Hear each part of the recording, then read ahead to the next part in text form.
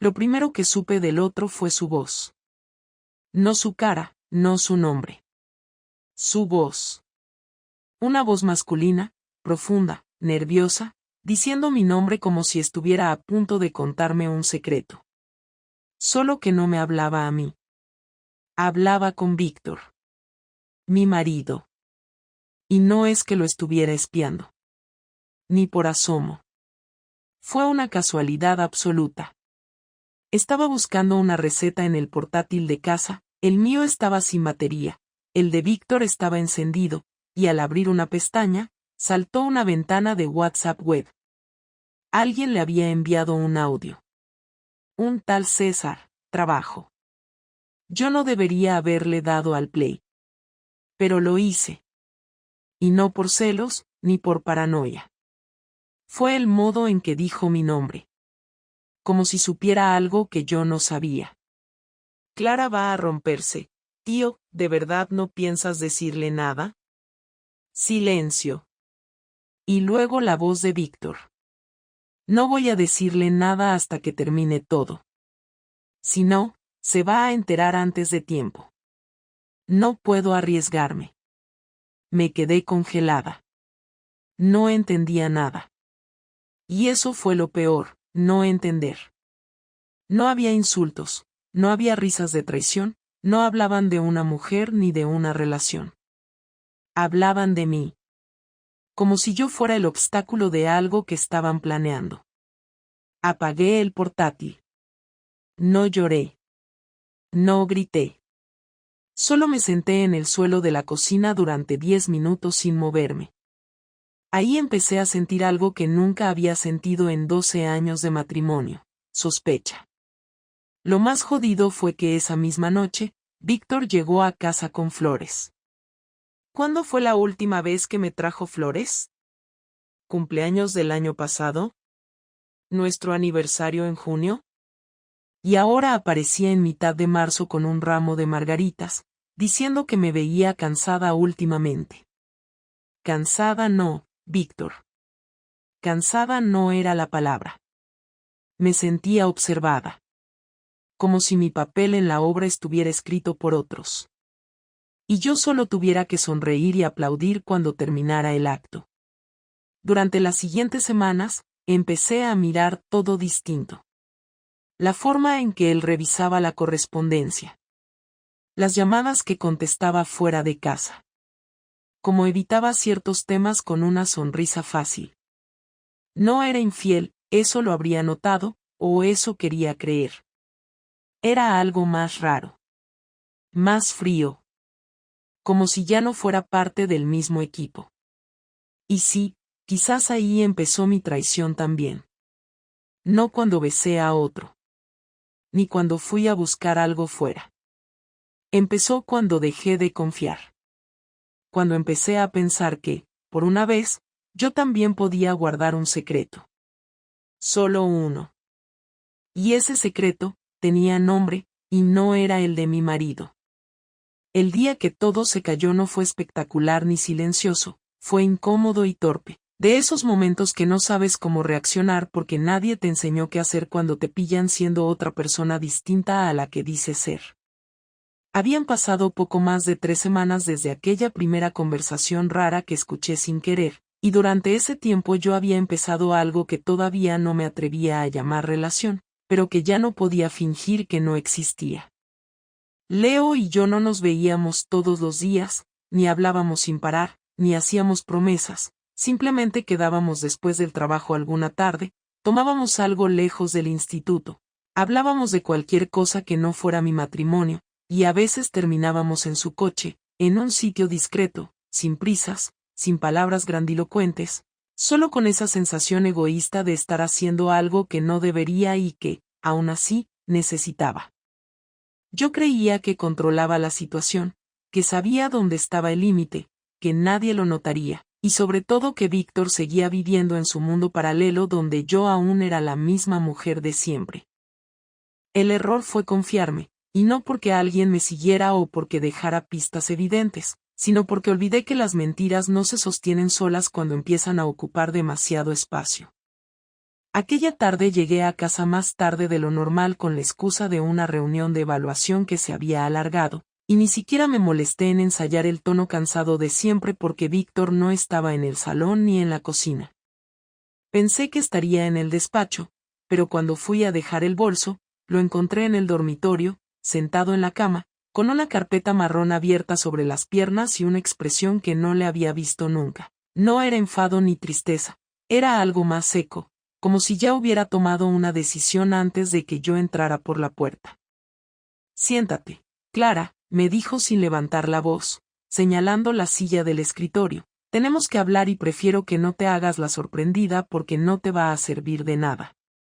No pregunté qué pasaba, ni dije que estaba cansada, ni hice ninguna de las cosas que habría hecho en cualquier otra discusión, porque en ese momento supe que no iba a ser una conversación normal y que cualquier frase automática iba a sonar ridícula. Me senté despacio, dejé el bolso en el suelo y lo miré, intentando adivinar qué sabía exactamente, porque una cosa es que sospeche y otra muy distinta es que tenga pruebas, y yo necesitaba saber en qué punto estaba antes de abrir la boca.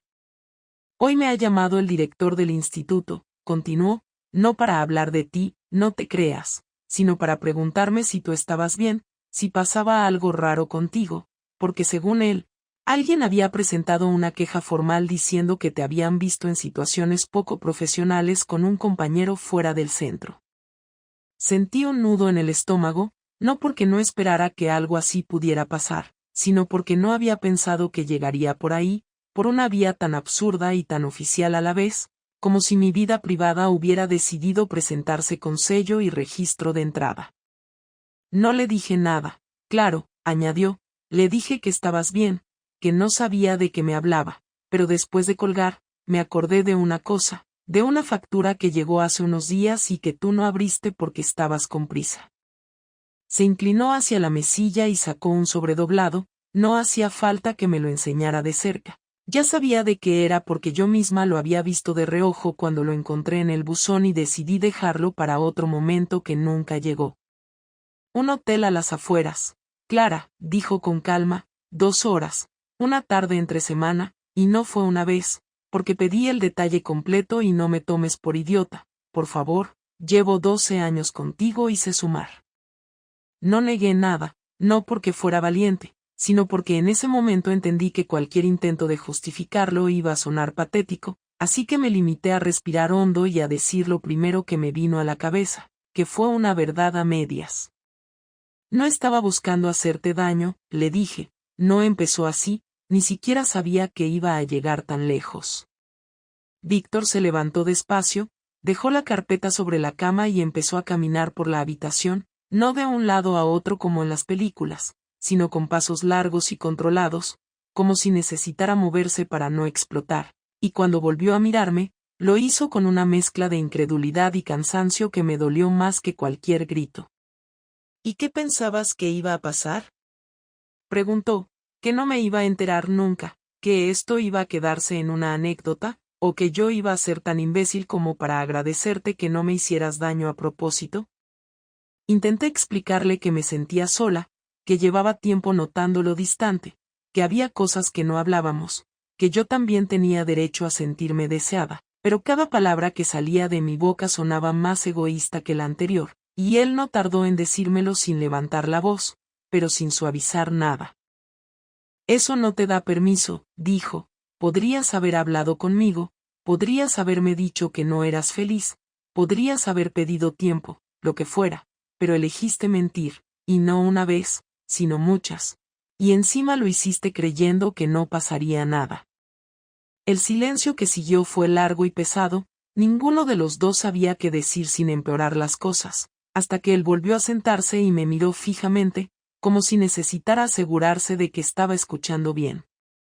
Sé quién es, añadió, no me preguntes cómo, porque no voy a darte más detalles, pero lo sé, y mañana mismo voy a hablar con un abogado para dejar claras unas cuantas cosas, porque no pienso quedarme parado mientras tú decides qué te apetece hacer con nuestra vida. ¿Me vas a dejar? Pregunté, y esta vez sí me tembló la voz. No lo sé, respondió, pero sí sé que esto no va a quedar así, porque yo no soy el que ha roto nada, y no voy a cargar con las consecuencias como si lo fuera. Esa noche dormimos en habitaciones separadas, no porque él me echara ni porque yo me fuera, sino porque ninguno de los dos podía soportar estar cerca del otro sin sentir que el aire se volvía irrespirable. Yo pasé horas mirando al techo, repasando cada decisión absurda que me había llevado hasta ahí, y entendiendo demasiado tarde que la parte más ingenua de todo había sido creer que el descubrimiento sería el final del problema, cuando en realidad solo era el principio. La venganza no llegó como una explosión, llegó como una serie de decisiones frías que Víctor empezó a ejecutar con una calma que me desconcertaba más que cualquier grito, porque yo esperaba reproches, escenas, incluso lágrimas, y lo que encontré fue a un hombre que había pasado de preguntarse qué había hecho mal a preguntarse qué tenía que hacer para no salir perdiendo. Y en ese cambio de enfoque yo dejé de ser su mujer y pasé a ser alguien que le había fallado de forma práctica y concreta. A la mañana siguiente se fue a trabajar como siempre. Me dijo que no hiciera planes para esa semana porque tendríamos que hablar varias veces más. Y antes de cerrar la puerta añadió que no tocara nada de la documentación que estaba en el despacho, no como amenaza, sino como aviso. Y yo asentí sin responder porque ya empezaba a entender que lo peor estaba por venir y que no iba a poder pararlo. Ese mismo martes por la tarde me llamó desde un número que no tenía guardado y cuando contesté, me dijo que había abierto una cuenta nueva solo a su nombre y que había transferido su nómina y la mitad de los ahorros comunes, que no era un castigo ni un robo, sino una forma de protegerse hasta que un juez dijera lo contrario, y que esperaba que yo hiciera lo mismo con lo que ganara a partir de ahora, porque no pensaba financiar una vida que ya no compartíamos. Intenté decirle que aquello era exagerado, que podíamos hablarlo, que no hacía falta ponerse así, pero me cortó con una frase que todavía recuerdo con claridad porque no tenía rabia, solo firmeza. Clara, esto ya no va de sentimientos, va de consecuencias, y yo no pienso quedarme quieto esperando a ver qué más se rompe. Colgué sin saber qué contestar, con la sensación de que el suelo se estaba moviendo bajo mis pies y de que cada cosa que había dado por sentada empezaba a desaparecer una a una, no de golpe, sino de forma ordenada y legal, como si alguien estuviera desmontando una casa siguiendo las instrucciones al pie de la letra. 2 días después, cuando llegué del instituto, encontré una copia de una demanda de separación sobre la mesa del comedor, todavía sin presentar, con notas escritas a mano en los márgenes, señalando fechas, bienes, responsabilidades compartidas, y al final un post-it amarillo donde había escrito que lo había dejado sin registrar para que yo pudiera leerlo con calma y no enterarme por sorpresa, como él se había enterado de lo mío. La verdadera sacudida, sin embargo, no fue económica ni legal, fue social, y llegó el viernes por la mañana cuando la directora del instituto me pidió que pasara por su despacho a primera hora. Pensé que tendría que ver con la queja de la que Víctor me había hablado, quizá una advertencia formal, algo incómodo pero manejable, y entré intentando mantener una expresión neutra, hasta que vi sobre la mesa un informe impreso y supe que aquello no era una charla rutinaria.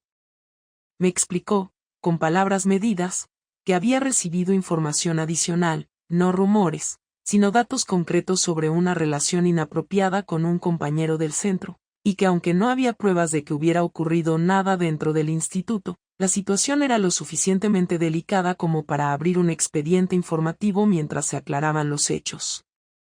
Esto no es una sanción, me dijo, pero tampoco es algo que podamos ignorar, y necesito que sepas que tu marido ha colaborado aportando documentación cuando se le ha solicitado. Sentí un golpe seco en el pecho, no porque creyera que Víctor no sería capaz de hacerlo, sino porque hasta ese momento una parte de mí seguía esperando que, en el fondo, me protegiera, que marcara una línea, y entender que había decidido no hacerlo me dejó sin palabras. Salí de allí con un nudo en la garganta, consciente de que en pocas horas medio claustro estaría hablando de mí, no como profesora, sino como problema, y que esa mancha no se borraría fácilmente aunque todo acabara en nada. Esa tarde lo llamé, no para reprocharle nada, sino porque necesitaba saber hasta dónde pensaba llegar, y cuando le pregunté si había sido él quien había facilitado esa información, no lo negó ni un segundo. No he mentido, dijo, me preguntaron y contesté, y si te preocupa cómo te miran en tu trabajo, Quizá deberías haberte preocupado antes por cómo me mirabas tú en casa. La conversación se volvió tensa. Yo le dije que aquello era humillante, que estaba jugando con mi vida profesional, que no tenía derecho a exponerme así, y él respondió algo que me dejó sin defensa, porque no era una excusa, era un hecho. Tú expusiste la nuestra sin preguntarme, y ahora lo único que hago es no tapar lo que hiciste. El golpe final llegó el domingo, cuando quedé con mis padres para comer y noté que mi madre estaba extrañamente distante, educada pero fría, como si estuviera hablando con alguien a quien no terminaba de reconocer. No tardó mucho en salir el tema, porque mi padre, con su tono directo de siempre, me preguntó si era cierto lo que Víctor les había contado, si realmente había otra persona y si aquello era el motivo de la separación.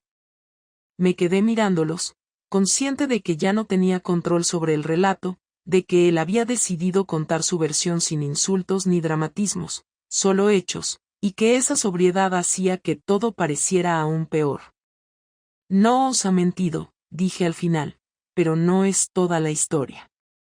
Hija, respondió mi madre, no sabemos cuál es toda la historia, pero sí sabemos que tu marido vino aquí destrozado y aún así se preocupó de no dejarte como una cualquiera, y eso dice mucho de él y poco de lo que has hecho tú. No grité ni discutí, porque entendí que cualquier defensa sonaría vacía, y que la venganza de Víctor no consistía en destruirme de golpe, sino en dejar que cada persona a la que yo apreciaba sacara sus propias conclusiones con la información justa y necesaria. Cuando volví a casa esa noche, encontré la cerradura cambiada y un mensaje suyo explicando que no me estaba echando, que simplemente necesitaba su espacio, y que podía recoger mis cosas al día siguiente cuando él no estuviera, para evitar más enfrentamientos inútiles. Me senté en el coche durante casi una hora, sin saber si llorar, enfadarme o reírme de lo irónico de la situación, porque en menos de una semana había perdido la seguridad económica, la estabilidad profesional, el respeto de mi entorno y la casa que consideraba mía, y todo sin que levantara la voz ni una sola vez. Ahí fue cuando entendí el alcance real de su venganza, no como un ataque impulsivo, sino como una serie de acciones pensadas para que yo sintiera, de forma muy concreta, lo que significa que alguien decida dejar de protegerte. La última conversación no fue inmediata ni preparada, llegó después de varios días en los que ninguno de los dos sabía muy bien cómo dirigirse al otro sin convertirlo en una nueva pelea, y terminó ocurriendo un martes por la tarde, a las 7:15, en un bar pequeño cerca del antiguo piso, uno de esos sitios donde nadie pregunta nada y el camarero finge no escuchar conversaciones ajenas.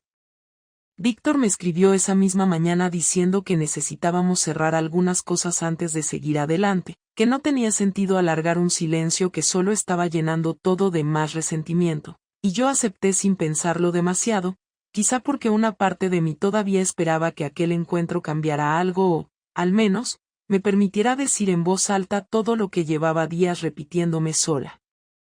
Llegué antes que él, pedí una cerveza y me senté en una mesa del fondo, con la espalda recta y las manos quietas sobre el vaso, intentando aparentar una calma que no sentía, porque por mucho que creyera haber tocado fondo, verlo entrar removió algo que no había terminado de romperse.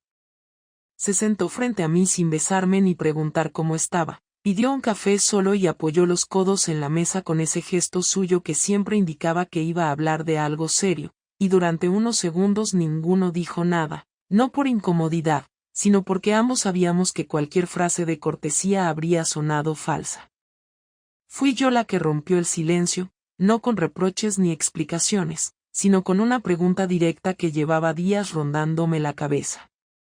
¿Estás satisfecho ahora? Le pregunté, no feliz, sino satisfecho, con todo lo que ha pasado. Víctor me miró sin apartar la vista, como si hubiera ensayado esa respuesta más de una vez, y negó despacio antes de hablar. No, dijo, no estoy satisfecho, pero tampoco arrepentido, porque no hice nada para hacerte daño, hice lo que necesitaba para no quedarme en el papel del tonto que sonríe mientras le desmontan la vida. Esa frase me dolió más de lo que esperaba, porque por primera vez entendí que, desde su punto de vista, toda aquella serie de decisiones no había sido una venganza emocional, sino una forma de recuperar el control, y eso me dejó sin argumentos fáciles. Le dije que me sentía expuesta, juzgada, que había perdido el respeto de gente que me importaba y que eso no se arreglaba con explicaciones racionales, y él escuchó sin interrumpirme, algo que agradecí y odié al mismo tiempo, porque su calma hacía que mi enfado pareciera exagerado. No pretendía hundirte, respondió cuando terminé, pero tampoco iba a sostener una imagen falsa para protegerte, y menos después de descubrir que llevabas tiempo sosteniendo otra a mis espaldas. Me apoyé en el respaldo de la silla, respiré hondo y le dije algo que no había dicho todavía en voz alta, no por orgullo, sino porque hasta ese momento no había sido capaz de admitirlo sin sentirme todavía más pequeña. No fue solo sexo, le confesé, y no te lo digo para justificarme, sino porque necesito que sepas que lo que rompí no fue un capricho de una tarde, fue una decisión equivocada que tomé cuando ya me sentía fuera de este matrimonio desde hacía tiempo. Víctor apretó la mandíbula, dio un sorbo al café y tardó en contestar, y cuando lo hizo, su voz ya no era tan firme como al principio. Eso es lo que más me jode, dijo, no que te acostaras con otro, sino que te fueras de nuestra relación sin decirme nada, que decidieras que ya no merecía ni una conversación honesta antes de hacer lo que hiciste. Quise responderle que yo también me había sentido sola, que muchas veces había intentado hablar y me había encontrado con un muro de silencios y rutinas, pero me di cuenta de que aquello solo nos llevaría al mismo punto de siempre, así que cambié de enfoque y le pregunté qué quería hacer ahora, no como reproche, sino como pregunta real, porque necesitaba saber si aquella conversación era un trámite previo al divorcio o una oportunidad para algo distinto. Quiero terminar esto bien, dijo, no rápido, no fácil, sino bien, y para mí eso significa separarnos sin seguir haciéndonos daño, repartir lo que haya que repartir, asumir cada uno lo suyo y dejar de fingir que podemos volver a ser lo que éramos antes de que perdieras el respeto por mí. Esa frase me dejó sin aire durante unos segundos, no porque no fuera cierta, sino porque era la confirmación definitiva de que ya no había marcha atrás, de que todo lo que había pasado había cruzado una línea que ninguno de los dos estaba dispuesto a desdibujar. Sentí primero rabia, una rabia seca y breve, luego tristeza, de esa que no necesita lágrimas para hacerse notar, y finalmente una especie de cansancio que me recorrió entera y me obligó a apoyar los antebrazos sobre la mesa. ¿Y tú crees que yo no he perdido nada? Le pregunté, ¿que todo esto me ha salido gratis? No, respondió, pero tú elegiste perderlo, yo no. Ese fue el momento más duro de la conversación, porque no había réplica posible sin caer en excusas, y lo entendí demasiado tarde, así que me limité a asentir y a aceptar que, por una vez, no tenía la razón ni una parte de ella. Le dije que no pensaba pelear por la casa, que me conformaría con lo que acordáramos de forma justa, que no quería una guerra larga ni más exposiciones innecesarias, y él pareció relajarse ligeramente, como si esa declaración le quitara un peso que llevaba días acumulando. No quiero que esto se convierta en una batalla, dijo, pero tampoco voy a hacer de salvador, necesito que asumas lo que has hecho sin esperar que yo te ayude a limpiarlo. Lo sé, respondí, y no te pido que me salves, solo que no me odies. Víctor me miró durante un largo momento antes de contestar, y por primera vez desde que empezó todo, vi algo parecido a la pena en su expresión. No te odio, dijo, pero tampoco puedo seguir queriéndote como antes, y eso no va a cambiar porque nos sentemos a hablarlo más veces. Pagamos cada uno lo suyo, nos levantamos casi al mismo tiempo y caminamos juntos hasta la puerta, sin tocarnos, sin promesas ni reproches finales, solo con esa sensación amarga de haber agotado todas las palabras posibles. Antes de separarnos, me dijo que me avisaría cuando el abogado tuviera listo el acuerdo provisional y que esperaba que yo hiciera lo mismo si necesitaba algo, no por obligación, sino por respeto a lo que habíamos sido.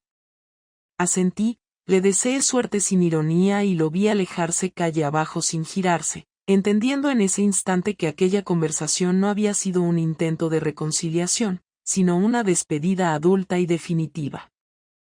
Cuando me quedé sola, no lloré ni llamé a nadie, simplemente caminé durante casi una hora sin rumbo fijo, repasando cada fase por la que había pasado desde el descubrimiento hasta ese momento, desde la negación hasta la rabia, desde la culpa hasta una aceptación incómoda pero necesaria. No me sentía en paz ni liberada, pero sí consciente de algo que antes no quería admitir, y es que había tomado decisiones que tenían consecuencias reales, y que ninguna explicación emocional iba a borrarlas. Esa noche dormí por primera vez sin esperar un mensaje suyo ni imaginar una marcha atrás improbable, y aunque el vacío seguía ahí, empecé a entender que aceptar el final no significaba rendirse, sino dejar de pelear contra una realidad que ya estaba escrita. Después de aquella última conversación con Víctor, algo en mí dejó de funcionar como antes, no porque esperara que él cambiara de idea o porque aún creyera que había forma de recomponer lo que habíamos destrozado entre los dos, sino porque asumir que el final era irreversible y que mi versión de los hechos ya no importaba me colocó en una especie de vacío que no sabía cómo llenar. No había nada concreto que hacer en ese momento, ningún trámite urgente ni fecha en el calendario que me obligara a moverme, solo esa espera incómoda a que el abogado de Víctor enviara el borrador del acuerdo y a que yo decidiera si necesitaba contestarlo o aceptarlo como venía. Durante esos días seguí yendo a trabajar como si no pasara nada, mantuve conversaciones superficiales con mis compañeras del instituto, fingí estar concentrada en las clases y corregí exámenes con una eficiencia casi mecánica, pero por dentro todo era confusión. Me levantaba, me duchaba, comía, volvía a casa, pero no sabía qué estaba haciendo con mi vida ni qué esperaba encontrar al final de la semana. Una tarde, mientras estaba sola en el piso que había alquilado temporalmente, sonó el timbre. Pensé que sería una entrega o algún vecino nuevo, pero al abrir la puerta me encontré con Leo, que llevaba semanas sin escribirme ni llamarme, y que ahora aparecía sin previo aviso, con una expresión tensa que no encajaba con su actitud habitual. No sabía si dejarlo pasar, si cerrar la puerta o si fingir que no lo conocía, pero lo dejé entrar sin decir nada. Se sentó en una de las sillas del comedor, miró a su alrededor y luego me miró a mí como si esperara una señal que no llegó. Me enteré de lo que pasó en el instituto, dijo sin rodeos. Alguien me dijo que te han abierto un expediente por nuestra culpa. No es por nuestra culpa, respondí, es por lo que hice, y por cómo lo hice, tú no tenías por qué cargar con eso. Leo no se movió, pero su gesto se endureció ligeramente, como si esperara una reacción distinta, una defensa más firme o una explicación más emotiva, y no la encontró. No me lo dijiste, añadió, todo esto pasó y ni siquiera me mandaste un mensaje. Me senté frente a él, todavía sin saber si aquella conversación tenía sentido o si solo era una forma más de estirar algo que ya estaba muerto. Le expliqué que no había querido arrastrarlo más en una historia que ya estaba lo suficientemente rota, que prefería no seguir mezclando cosas cuando lo que quedaba era solo un proceso de separación legal y una reputación profesional dañada. Leo se ofendió, no por lo que dije, sino por lo que no dije, porque en ningún momento le hablé de sentimientos ni de futuro, y él lo notó. ¿Y eso fue todo para ti?, preguntó. ¿Una distracción para no pensar en tu matrimonio? No, le dije, fue una salida, una equivocación, algo que en su momento me hizo sentir viva, sí, pero que no tenía futuro, y lo sabíamos desde el primer día. Se levantó sin hacer escándalo, como alguien que ya había escuchado suficiente, y antes de irse me dijo que esperaba no volver a verme en el instituto, que él también había tomado una decisión y que no tenía sentido alargar una historia que ninguno de los dos había querido asumir como real. Cuando cerré la puerta tras él, no sentí alivio ni tristeza, solo la confirmación de que había perdido a todos los implicados en esta historia, incluso a los que no deberían haber estado implicados desde el principio. 2 días después recibí el borrador del acuerdo por correo electrónico, era directo, claro, sin adornos ni golpes bajos. Separación de bienes, custodia compartida del perro, el único ser vivo que aún compartíamos, renuncia mutua a pensiones o compensaciones, y venta de la casa con reparto equitativo del dinero. Nada que discutir, nada que ajustar. Le respondí con un de acuerdo que envié sin revisar 2 veces. Al día siguiente recibí una llamada del abogado para confirmar que todo estaba listo, que en cuanto firmáramos el documento y lo presentáramos en el juzgado, sería cuestión de semanas. Esa noche, cuando ya pensaba que nada más podía pasar, recibí un mensaje de mi hermana. Me pedía que bajara al portal. Pensé que era una visita rápida, algún asunto familiar, pero cuando abrí me encontré con ella y mis padres. Entraron sin darme tiempo a reaccionar, se sentaron en el salón y mi madre, con el rostro más serio que le había visto en años, me pidió que les explicara todo de una vez, porque estaban hartos de enterarse de mi vida por boca de otros. Intenté hablar con calma, explicarles lo que había pasado, sin dramatismos ni rodeos, pero fue inútil. Mi padre me interrumpió a la mitad, diciendo que ya sabía que me había acostado con un compañero del trabajo y que mi marido había sido demasiado educado al contarlo, que en su lugar él habría hecho algo más directo. No estamos aquí para juzgarte como en una misa, añadió mi hermana, pero sí para decirte que estás sola porque tú lo has querido, y que no esperes que la familia te respalde en esto como si fueras una víctima. Les pedí que se fueran. No grité, no lloré. Simplemente les pedí que se fueran. Cuando cerré la puerta tras ellos, sentí por primera vez en semanas que ya no quedaba nadie más a quien decepcionar, nadie más que pudiera hacerme sentir peor, y aunque eso no me dio paz, sí me dio claridad. Me metí en la cama sin mirar el teléfono, sin pensar en el trabajo, sin imaginar escenarios futuros, solo con la conciencia plena de que ahora sí, había tocado fondo del todo, sin gente alrededor, sin marido, sin amante, sin familia, sin mentiras pendientes ni excusas que preparar. Al día siguiente me levanté, tomé un café, abrí el portátil y envié una solicitud para trasladarme de centro, no porque pensara que eso iba a resolver mis problemas, sino porque no podía seguir cruzándome con gente que conocía la historia desde fuera, gente que murmuraba en los pasillos o que evitaba mirarme a los ojos. No tenía idea de si me lo concederían, pero era algo que podía controlar, una decisión que sí dependía de mí. Por la tarde fui a casa de Víctor a recoger unas cajas que había dejado pendientes.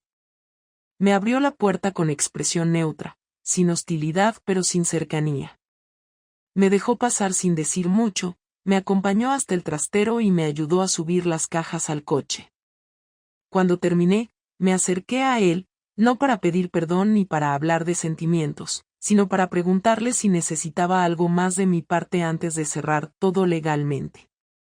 Me miró con esa mirada cansada que ya le conocía bien y me dijo que no, que ya no necesitaba nada más de mí.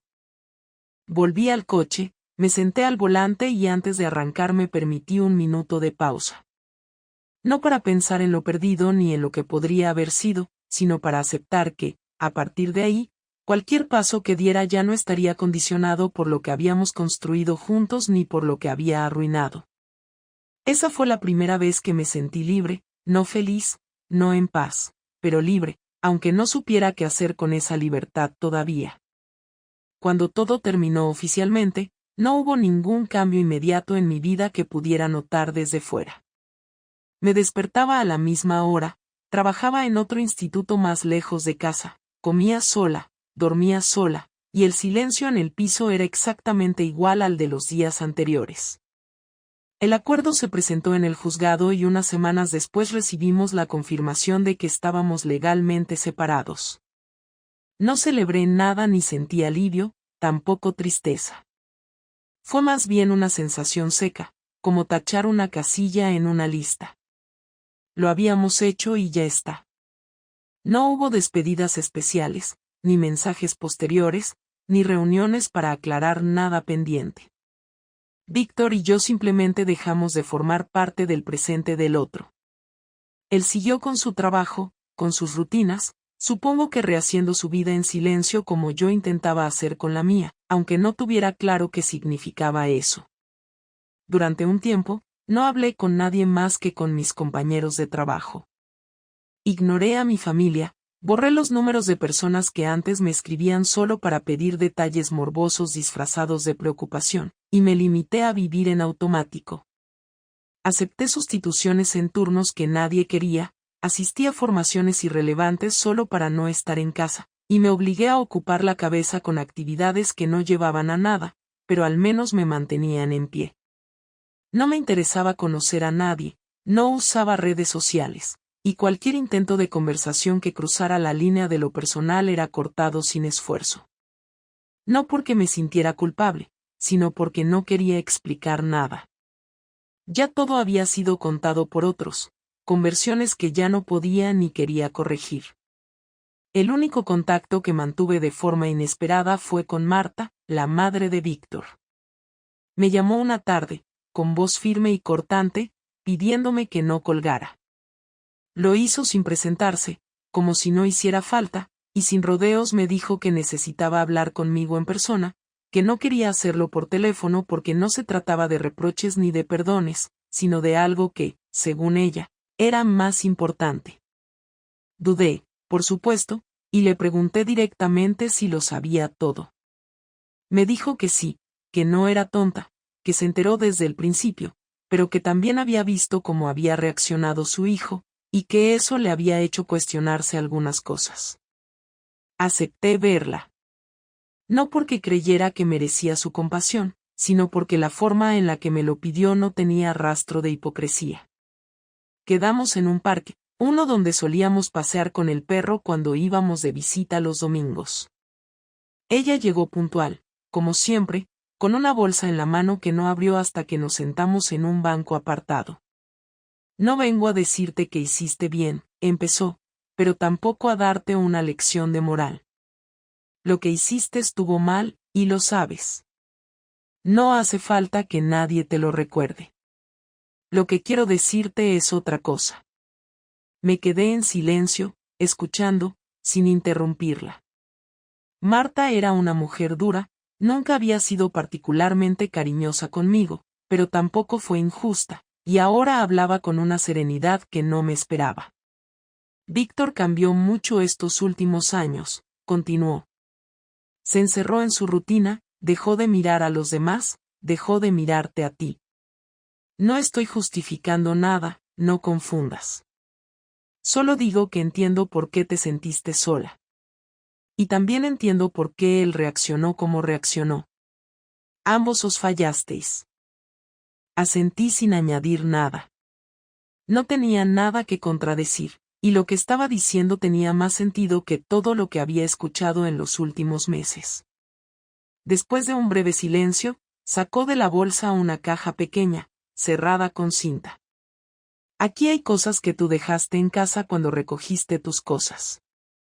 Fotos, cartas, papeles viejos. Pensé en tirarlos, pero luego lo hablé con Víctor y dijo que hiciera lo que quisiera. Así que te lo doy. Lo que hagas con ello es cosa tuya. La tomé sin abrirla, con una mezcla de vergüenza y gratitud. Le di las gracias. No por la caja, sino por tratarme como una persona entera, y no como la mujer que traicionó a su hijo. Después de aquella conversación no volvimos a hablar. Ni ella ni yo hicimos por mantener el contacto. Fue un cierre, uno inesperado pero necesario, que me ayudó a entender que no todas las consecuencias eran irreparables, y que algunas personas eran capaces de mirar más allá de lo evidente sin necesidad de perdonar ni justificar. Un mes después de firmar los papeles, recibí un mensaje de Víctor. No era largo. Solo decía que el perro había estado enfermo unos días, que ya estaba mejor, y que si quería podía pasar a verlo. No me pidió nada, no me reprochó nada. Era un mensaje práctico, casi neutro, pero que rompía el silencio que ambos habíamos mantenido desde aquella última vez. Respondí con un agradecimiento breve. No fui a ver al perro, pero al menos le dije que me alegraba de que estuviera bien. No hubo más mensajes después de eso.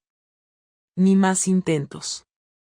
Ahora, meses después, si alguien me preguntara cómo terminó todo, no sabría qué responder exactamente. Podría decir que se acabó por una infidelidad, pero sería simplificarlo todo. Podría decir que dejamos de amarnos, pero tampoco sería del todo cierto. La verdad es que dejamos de hablarnos antes de que todo estallara, dejamos de vernos como pareja antes de que apareciera otra persona, y cuando me di cuenta ya era tarde para reconducir nada sin romperlo aún más.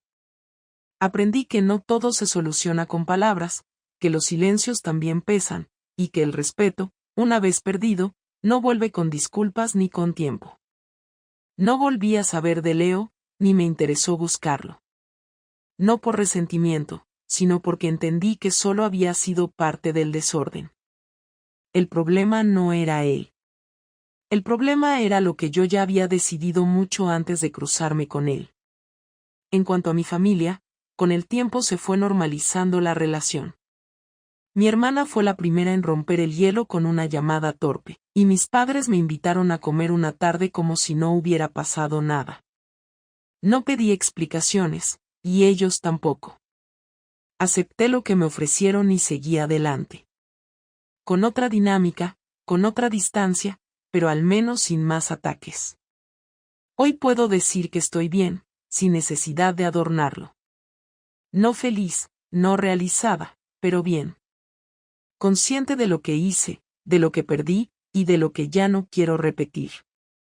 No busco una nueva relación, ni un nuevo comienzo espectacular.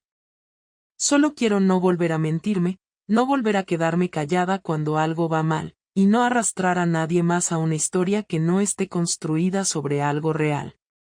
He aprendido a no esperar grandes cierres, a no confiar en que la vida recompense o castigue de forma justa. Solo sigue, y uno decide si lo hace desde la culpa o desde la claridad. Yo elegí lo segundo. Lo demás, que venga como tenga que venir.